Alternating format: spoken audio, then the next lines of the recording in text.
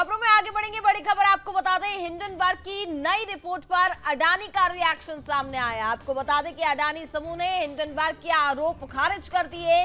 पारदर्शी है विदेशी होल्डिंग का स्ट्रक्चर, अडानी ने यह कहा है। वही आपको बता दें कि सेबी चीफ के साथ नहीं कोई कमर्शियल कनेक्शन, ये बड़ी जानकारी हम आपको दे रहे हैं।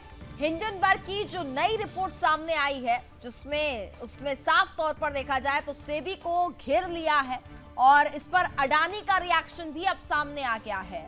अडानी समूह ने हिंडनबर्ग के आरोप खारिज कर दिए हैं और साथ ही पारदर्शी है विदेशी होल्डिंग का स्ट्रक्चर, ये अडानी की ओर से यहाँ पर बयान दिया गया है। और साथ ही ये भी कहा जा रहा है कि सेबी चीफ के साथ कोई कमर्शियल कनेक्शन नहीं है। लेकिन जो रिपोर्ट सामने आई है हिंडनबर्ग की, उसमें साफ साफ ये कनेक्शन दर्शाता है कि अडानी का साफ तौर पर सेबी चीफ के साथ एक कमर्शियल कनेक्शन है। लेकिन अडानी इस आरोप को गलत बता रही है और अडानी का ये कहना है कि पूरी तरीके से यहाँ पर पारदर्शी है विदेशी होल्डिंग का स्ट्रक्चर।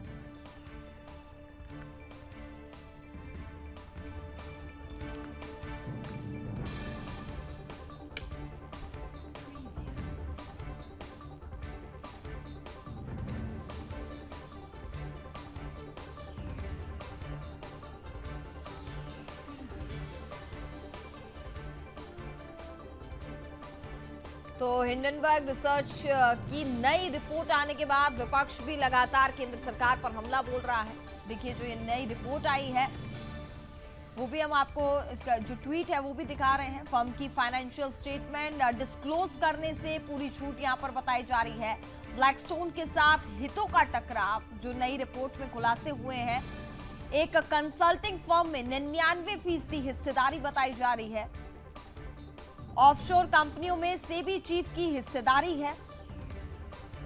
पति को सौंपी सिंगापुर की ऑफशोर कंसल्टिंग फर्म को फाइनेंशियल स्टेटमेंट डिस्क्लोज करने से पूरी छूट है और ब्लैकस्टोन के साथ हितों का टकराव भी बताया जा रहा है। तो जो नई रिपोर्ट आई है इसमें अलग खुलासे हो रहे हैं और साथ ही इसको लेकर के अब विपक्ष भी केंद्र सरकार पर लगातार हमले बोल रहा है। इस रिपोर्ट में भारतीय प्रतिभूति और विनिमय बोर्ड यानी कि सेबी की अध्यक्ष माधवी पुरी और उनके पति के खिलाफ कई आरोप लगाए गए हैं। विपक्ष ने तत्काल इस मामले की जांच की मांग उठाई है। कांग्रेस महासचिव जयराम रमेश ने शनिवार रात को कांग्रेस की ओर से एक बयान जारी करते हुए कहा कि अडानी मेगा स्कैम की जांच करने के लिए सेबी की अजीब अनिच्छा लंबे समय से देखी जा रही थी।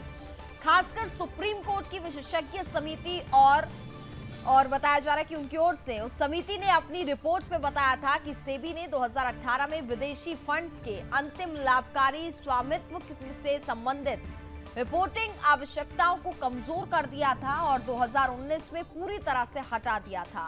इस बीच टीएमसी सांसद महुआ मोइत्रा ने कहा कि असली अडानी शैली में सेबी अध्यक्ष भी उनके समूह में एक निवेशक है।